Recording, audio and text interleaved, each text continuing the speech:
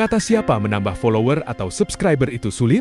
Kata siapa menambah follower atau subscriber itu sulit? Kalau kamu tukang cukur, yang tiap hari pegang gunting, pegang clipper, dan pegang kepala orang, kamu sebenarnya sudah pegang satu hal penting yang banyak konten kreator lain tidak punya.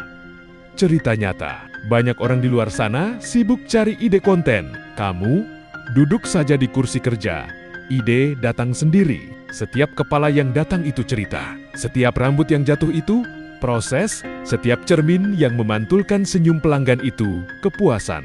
Lalu kenapa masih merasa susah nambah follower? Seringkali bukan karena kontennya tidak menarik. Bukan karena kerjaan kita biasa saja, tapi karena kita sendiri belum sadar bahwa apa yang kita lakukan setiap hari itu bernilai di mata orang lain. Orang yang kerja di kantor mungkin tidak pernah tahu bagaimana rasanya berdiri seharian demi merapikan orang lain.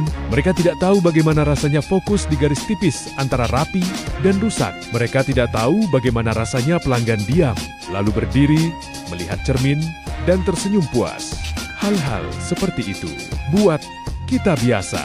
Tapi buat penonton, itu menarik. Follower tidak datang karena kita hebat bicara. Subscriber tidak datang karena kita lucu di kamera. Mereka datang karena keaslian.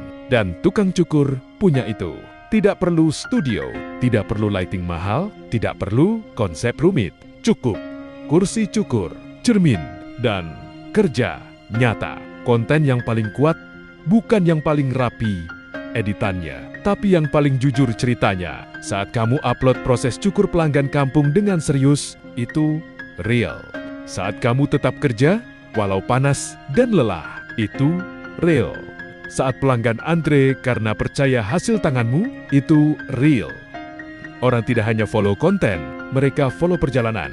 Hari ini mungkin follower masih sedikit, besok bertambah 1, lusa bertambah 2, minggu depan mulai terasa, bulan depan mulai dikenal, pelan, tapi pasti.